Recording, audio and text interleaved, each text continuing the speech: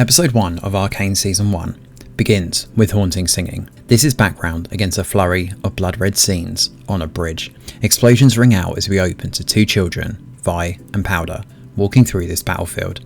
As they're taken away by Vanda, their guardian, they look in horror as their mother lies dead on the floor.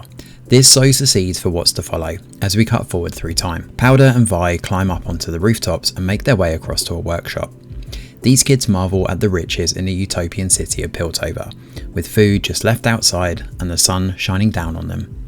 It's a direct contrast to their hometown, the oppressed, seedy undercity known as Zorn. The two kids are joined by fellow miscreants, Clagor and Milo, who remain intent on trying to find valuables to sell on. Despite the worries of Vanda catching them, the kids head inside the workshop. Powder finds strange glowing blue orbs inside and decides to take them with her. Only there's a problem. Rapping at the door sees Powder drop one in surprise. It rolls across the bedroom, letting out brilliant blue crackles of lightning before exploding. The kids' cover is blown. Horns sound across the city as our four characters are forced to run. Although they manage to get away, the foursome run into even bigger trouble when confronted by a guy called Deckard and his gang. It's here we get our first look at the action in this series, with a slew of slow motion shots that accentuate each stiff punch or kick. For Powder, it's all too much and she runs away while the others are fighting. Powder finds herself cornered down on the docks with nowhere to go. With little other choice, she throws her bag of trinkets into the water. Milo is not happy when he finds out and catches up to her, claiming she jinxes every job they're on. With the mission a dud and Deckard and co dealt with, the kids head back to the underbelly of this world empty-handed. Neon lights, rusty metal, and a much more chaotic hierarchy is on offer here, all of which beautifully rendered and coloured. Vanda is the barkeep in these parts and oversees proceedings in the lanes. When he notices the kids trudging in, he quizzes them about the explosion. Vanda continues on, imploring them to stay away from the north side and talking to Vi in confidence. He reminds her that stealing from Piltover isn't going to solve their problems, it'll just cause more of them. After the explosion, he tells them all to lay low, counting it as a blessing in disguise that the bag has been dropped in the water. When he leaves the kids, Vanda heads over to Benzo's. It's here where the kids received the tip-off about the workshop, courtesy of a guy known as Little Man. More concerned than anything, Vanda warns that there's someone playing dirty in their ranks, reiterating the story about Vi and Powder being cornered in the alley. There's worse things than enforcers out there, he says gravely. Speaking of which, enforcers from Piltover appear at Benzo's and begin questioning the pair. One of them, Grayson, is well acquainted with the guys down in the Undercity. Now, it turns out the workshop the kids attacked belonged to the Kiramans.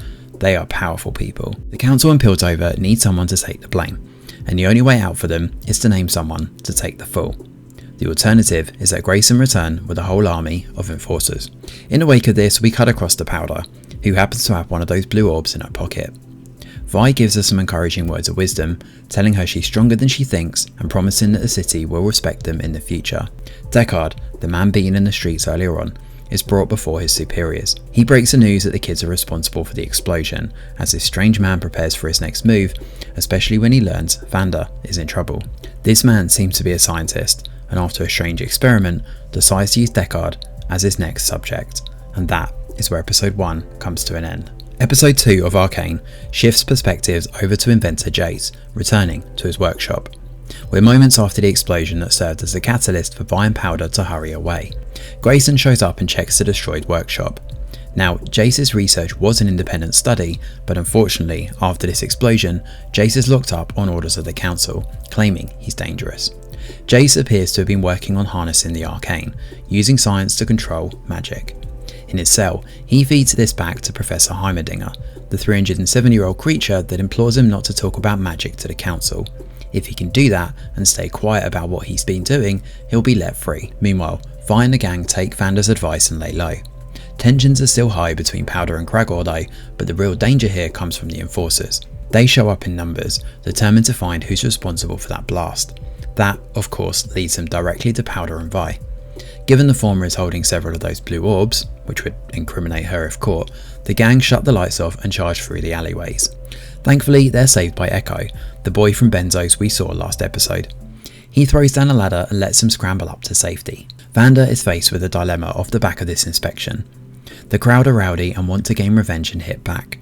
Vanda, though, encourages them to let this blow over. His apathy to fighting the enforcers could be his undoing, especially as his loyalty and leadership are called into question. He's also struck a deal with Grayson, which Echo tells the kids that evening. In Piltover, Councillor Medada oversees Jace's trial. Jace plays his part well, at least to begin with, and asks for forgiveness. He apologises about the explosion and promises to do better. The Academy contemplate just what Jace is doing though, calling it a fool's errand and a boy playing with tools. Having heard enough, Jace snaps and speaks up, telling them all that he's been trying to harness magic, and in particular, the Arcane. The thing is, if the Arcane ends up in the wrong hands, it could consume and destroy the city. Given Piltover was cultivated on the pretense of not messing around with this, Jace is walking a fine line here. In fact, the subject of exile is discussed next.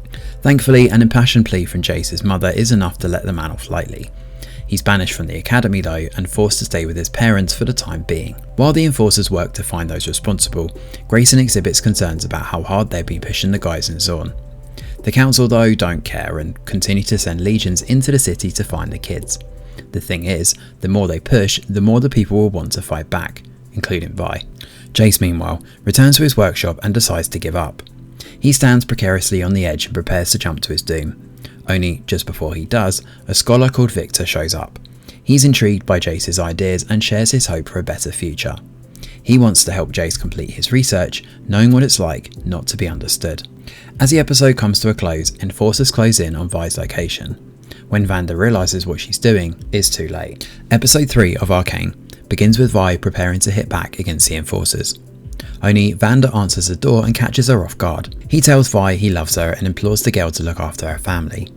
Now, the play here is for Vanda to sacrifice himself to save the lanes, but there's more at stake here. As Vanda is taken outside by Grayson and Marcus, our mad scientist Silco lurks up alongside his new pet, the mutated Deckard. They make short work of Benzo, who was supposed to take Vanda's place in his absence. They also knock out Vanda for his troubles, as Vi is forced to watch this take place with horror from the cellar. Meanwhile, Victor convinces Jace to break into Heimerdinger's laboratory and take the crystals back from the enforcers. Given the council need proof that these work, Victor is determined to try and find that proof and prove them all wrong. Our Hextech dream, Jace agrees. That night they break into Heimerdinger's study, but one of the councillors, Medada, shows and notices them. Hearing Jace and Victor's pitch, she decides to give them a chance. Impress me, or I suggest you pack your bags. Well, Victor and Jace set to work doing just that, and begin experimenting on the crystals, only they're not alone. As Heimerdinger returns to his workshop, rapping on the barred door, the crystals seem to stabilise and prove that these experiments can work. Interestingly, they seem to have the same effect on Powder too, who finds herself experiencing flashes of the past. In the wake of the attack in Zorn, Vanda is dragged off to Silco's lab. He has plans of getting back against those in Piltover, demanding respect and uniting everyone under one umbrella, the nation of Zorn. Now, that earlier sequence at the start of the episode holds more context. The drowning was actually Vanda's doing, and he was on the verge of killing Silco. Silco saw this as a betrayal, and a swift knife blow to the arm is enough to break free and scramble to safety. Having ingested the river toxins though, Silco is far from healed. Silco doesn't have any hatred or ill will towards Vanda anymore though, instead wanting to team up to hit back against those who would wrong them. Vanda though wants none of it. The thing is, Silco is smart. While Vanda is held captive, Vi and the other kids enact a rescue mission to bring him back. They task Powder with holding down the fort, calling her a liability and that this is way too dangerous for her. So Vi, Milo and Kragger sneaking through an open window and walk right into a trap. Surrounded by his goons, Silco stalks towards Vi and the others, determined to make short work of them. Vi though takes up her father's gauntlets and prepares to hit back. And hit she does. With ferocious blows, she makes short work of each goon, while Milo is tasked with picking the locks and opening Vanda's chains. Only, unbeknownst to them, Powder happens to be watching from afar. As Deckard enters the fray, he overpowers Vi, throwing her across the bridge. Retreating, Vi locks the door and holds it tight as they try to formulate an escape. Powder though uses one of her homemade bombs, with a glittering blue crystal inside for good measure, launching it inside. The ensuing explosion is frighteningly impressive. Milo is impaled and thrown against the wall, with rubble falling down on him. Kragor is wiped out too, while Silco and his entire stock are ruined. The mad scientist is saved at the last second though by one of his subordinates, while Deckard survives too. Vanda valiantly fights back, but it's no good. Silco sneaks up behind him and stabs the man in the back, an echo of their earlier skirmish in the water. Killing the barkeep, Silco utters, "I knew you still had it in you," before walking away, intent on finding Vi. Vanda though uses a vial of purple poison that turned Deckard and saves Vi's life. It's his last act of selflessness before passing away. Only when he does, Powder arrives excitedly down the alleyway and tells Vi that the bombs worked. Only she suddenly realises the extent of the devastation she's caused. Milo was right. "You're a jinx," Vi says coldly, as Powder cries, tears streaming down her cheeks. Milo's goggles stand out as a reminder of the bloodshed. While Vi is taken away by Marcus and drugged, Powder finds herself in the venomous grip of Silco, who decides that Vi is no longer her sister. Blinded by rage, Silco uses that to his advantage and uses her as a weapon against the others. And that is where episode 3 comes to an end. We pick up in episode 4 with a fair amount of time passing, with big changes in both Piltover and Zorn. The episode itself begins with a celebration, Progress Day, as Piltover looks set to welcome the city, turning 200 years old. As the sun rises, Heimerdinger speaks to Jace about the Progress Day speech.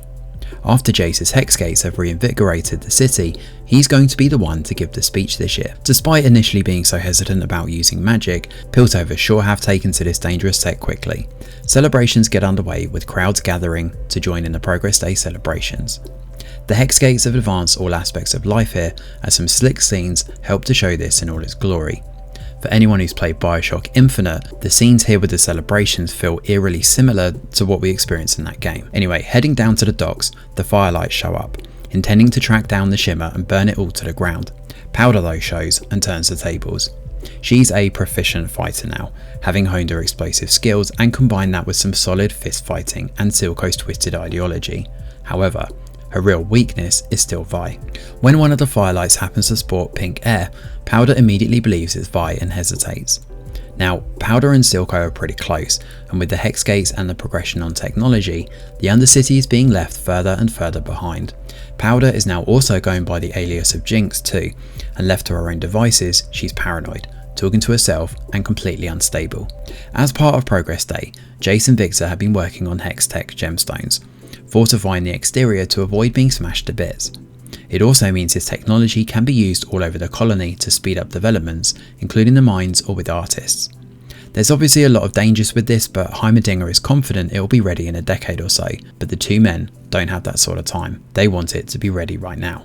Jace contemplates defying Heimerdinger, standing up before everyone and promising to present the gemstones when they're ready. Unfortunately, this doesn't go down well with Councillor Medada or the other guards, who question Jace's credentials.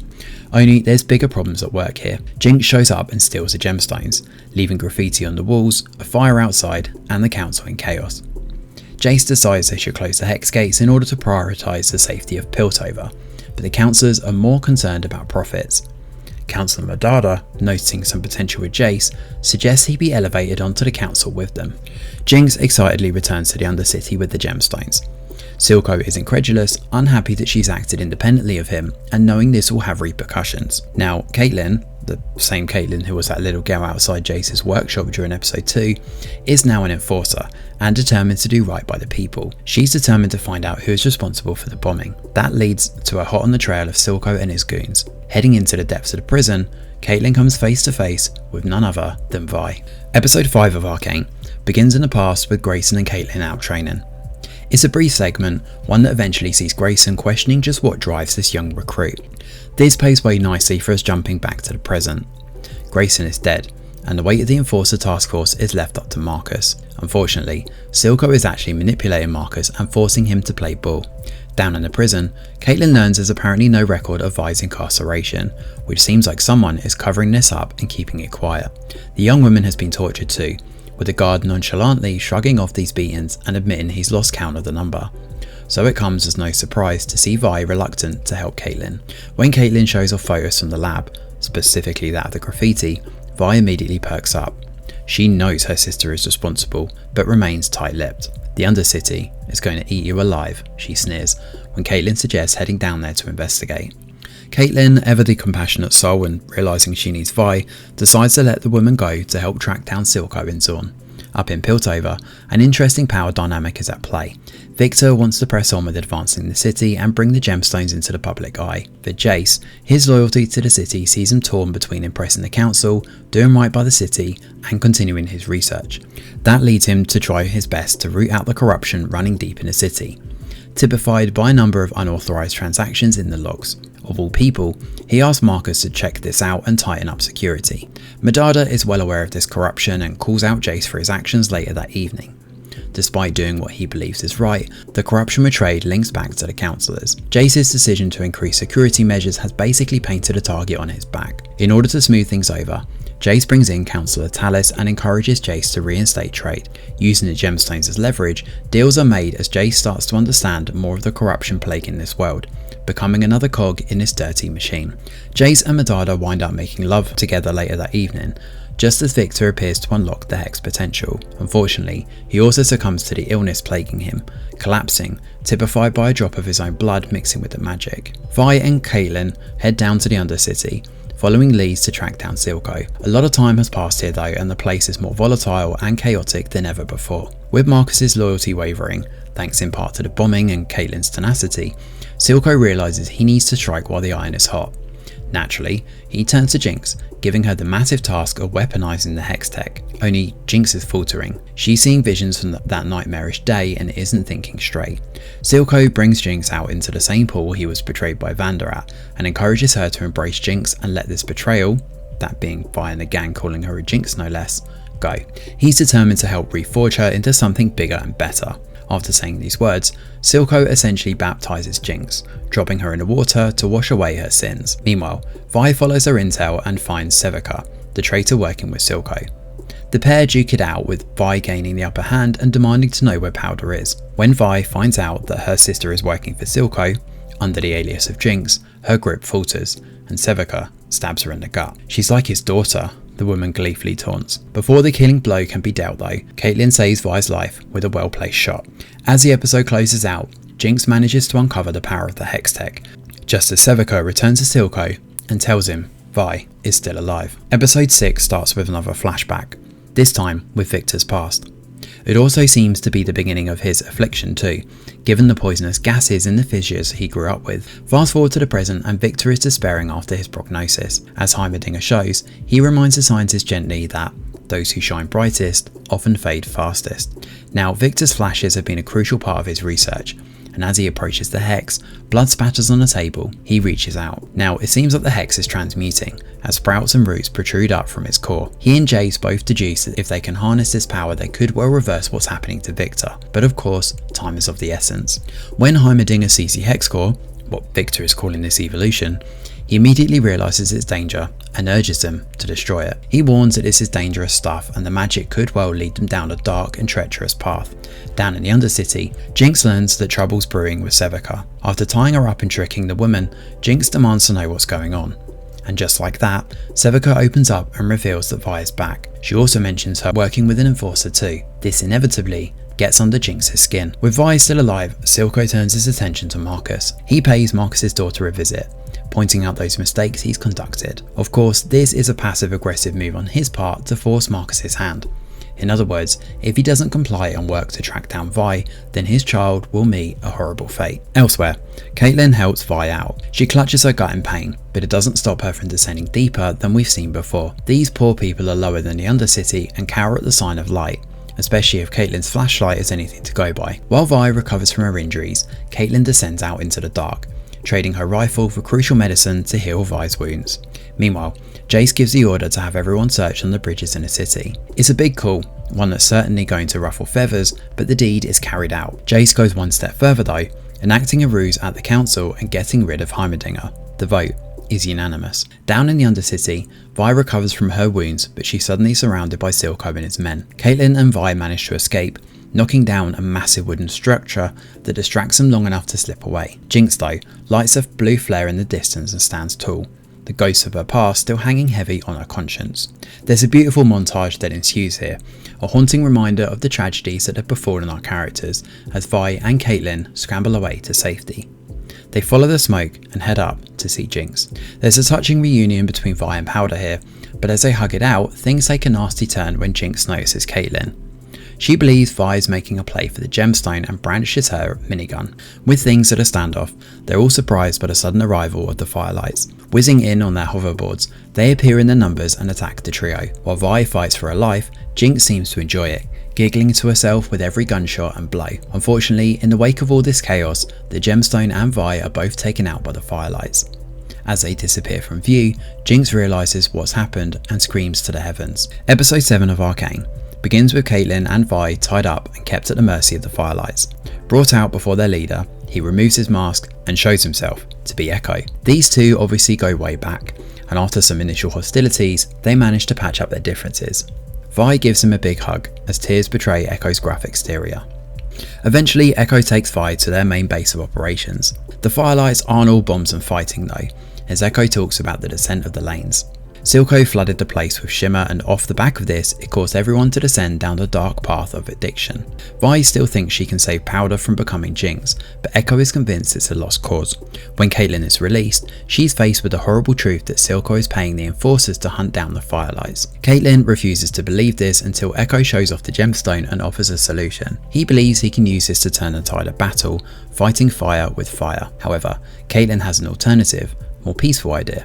She wants to give the gemstone to the council and broker a peaceful solution. Victor though finds himself at a crossroads, trying to decide what's best for his future. With a vial of shimmer in hand, he contemplates whether to take it or not. Meanwhile, the border shutdown is causing everyone to grow restless and angsty. Mel visits Jace, who's hiding out from the masses. With no sign of Caitlyn, for obvious reasons, and needing to find Victor, Jace struggles to hold up the weight of the world on his weary shoulders. When he eventually heads up to the bridge, he speaks to Victor. He also learns that his old friend has been conspiring with those in the Undercity. The trouble is, there are far greater concerns at hand than that, given Piltover teeters on the brink of war. Silco is flustered and remains determined to find Jinx.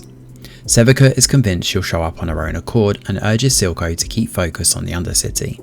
The trouble is, it's a lonely place at the top. Silco's coveted position is challenged by Finn, who makes a play for this throne. It doesn't take long for Silco to learn of this and exert his will on the others, gassing out the room and leaving them all gasping for air, a not so friendly reminder over who's in charge here. When Silco heads back to his office, Jinx shows and confronts him about his lies. However, Silco manages to talk her around, pointing out the massive job ahead of them and how he needs her now more than ever. The border closure, descent in Piltover, and the Undercity rumblings all combine to prove one thing: Piltover is vulnerable, and that's certainly concerning for the other councillors.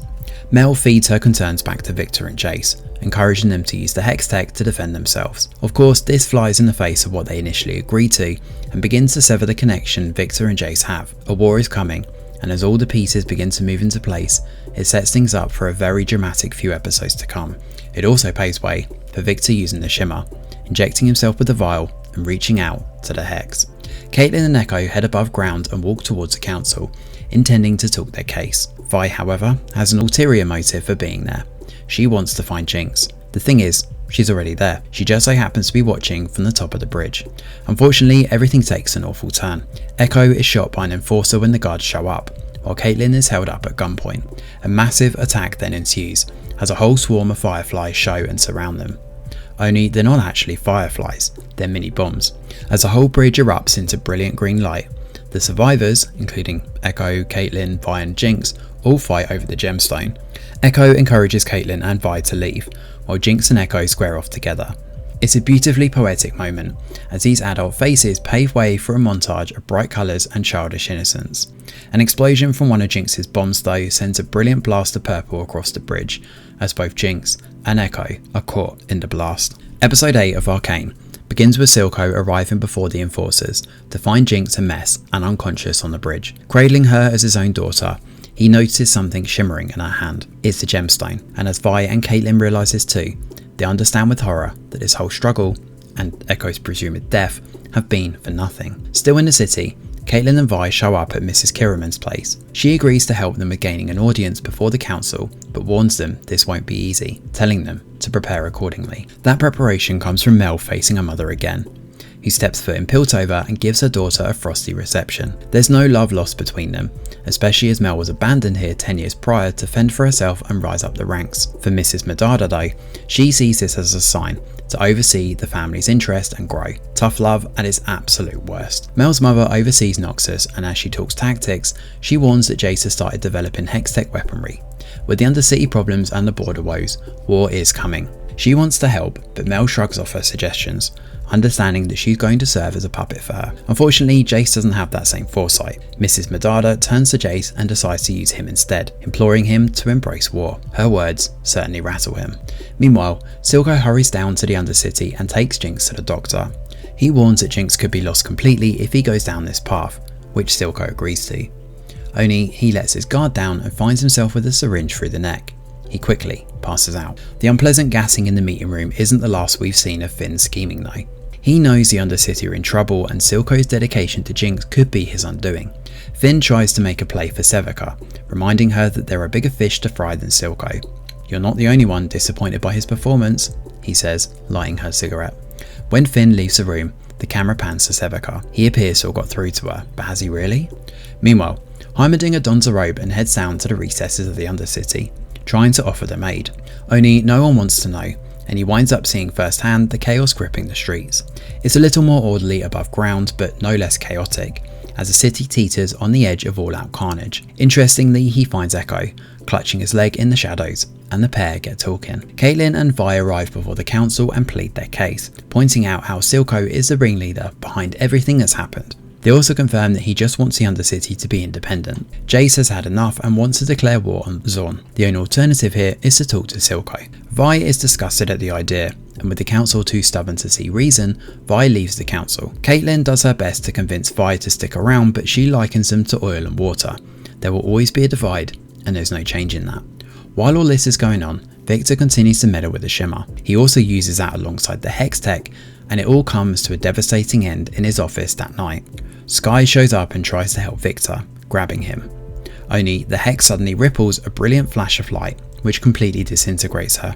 Victor is shocked and looks at her glasses in despair. Interestingly, Vi decides to undermine the council and go a more unconventional method. She approaches Jace with an idea. With Silco controlling the Undercity and the supplies of Shimmer, she believes they should team up together, working hard and fast to take out the supplies and shut down his operation by force.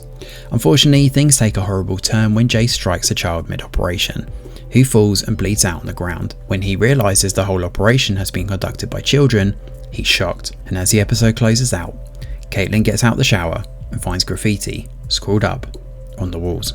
Episode 9 of Arcane begins with Vi doing her best to talk to Jace. He's disgusted over the dead child and decides that this conflict is over. Vi, though, points out that this is just the cost of war, and from his high seat in the council, he's been too shielded to see the real cost of this. Unfortunately, this singular act sees Jace and Vi part ways. "You won't make it alone," he warns. This dead child, though, serves as a martyr that looks to turn Sevika to Finn's way of thinking. As Silco orders for the body to be taken care of, the pair exchange knowing glances. Well, it doesn't take long for Finn and the others to stage their coup, or do they? Sevika makes her choice and slices across Finn's throat. She was never tempted, but does warn that there will be others who rise up and challenge Silco's leadership. He needs to be ready for that. Meanwhile, Mrs. Madada is approached by her daughter, who demands she stay away from Jace and leave the city. Mel knows that she's the one who served as a spark to ignite war. It's here that Mrs. Madada propositions Mel and encourages her to head home, pointing out that she was initially abandoned because she made her weak. It's a roundabout way of saying she loves her daughter, coming from this battle-hardened, stern woman, but these bridges appear to be too burned to fix. In the middle of Victor's despair, he looks set to jump to his doom, only who should show up but Jace. He stops his friend from jumping and the pair get talking. Victor propositions Jace. He wants him to destroy the Hex Cube. In pursuit of the Great, they've forgotten to do good, and the only way out is to stop this from escalating. But will Jace do it? For now, he meets Silco, who comes at him with his terms for peace. Zorn want free trade routes, blanket amnesty, unrestricted access to the Hex Gates, and sovereignty. It's obviously a play Silco believes Jace won't go for, but after seeing the horrors of war, he bargains back with an alternate offer. Hand over Jinx and Silco can have the nation of Zorn. It's actually a genius move, given Jinx is his weakness, and whether intentionally or not, Jace has produced quite the conundrum. After this, Jace heads back to the council and throws shade at them all, highlighting the deal he struck with Silco for peace. The council are absolutely outraged. In the midst of this, Vi shows up at the bar and decides to fight Sevika and Silco's guards head on. After taking out the grunts outside, and now armed with these gemstone gauntlets, she fights Sevika in round 2. Unlike their first encounter though, this one's far more even. It's also a fight that Vi wins too, besting Sevika and letting her guard down as Jinx appears behind her and knocks her out. When Vi regains consciousness, she finds herself tied up and at Jinx's mercy. She also has Silco tied up too, having heard him out on the streets contemplating giving up Jinx. Unfortunately, they're not alone at this dinner table, as she brings Caitlyn along for the party too. The power play between Jinx and Powder continues to grow, typified by the two chairs. One has Powder's name and the other Jinx. This all crescendos into Vi being forced to try and talk her way out of this. When Caitlyn is freed from her binds, she holds a gun up to Jinx, but Vi reminds the enforcer that Powder is her sister. It's just a distraction Jinx needs to grab the gun for herself and prepare to fire. Her own gun is on the table, of course, right by Silco, which he hurriedly picks up and looks set to fire. Quick as a flash, the room erupts into a barrage of bullets. Silco is shot dead. Just before he fades away, he promises Jinx he never would have given her up and calls her perfect. It's just the motivation Jinx needs to fully embrace the Jinx persona and descend down this slippery path to villainy. Jinx grabs a gemstone and her gun, taking off and firing at the council. It couldn't come at a worse time, as those in Piltover support the notion for peace. All the hands are raised, lights flash on, and Jinx's rocket flies through the window. And that is where season 1 of Arcane comes to a close. Thanks for watching, and do let us know your thoughts in the comments below. Smash a like or subscribe to the channel, your support is very much appreciated. I'm Greg Wheeler, and from all of us over here at The Review Geek, we'll see you on the next video.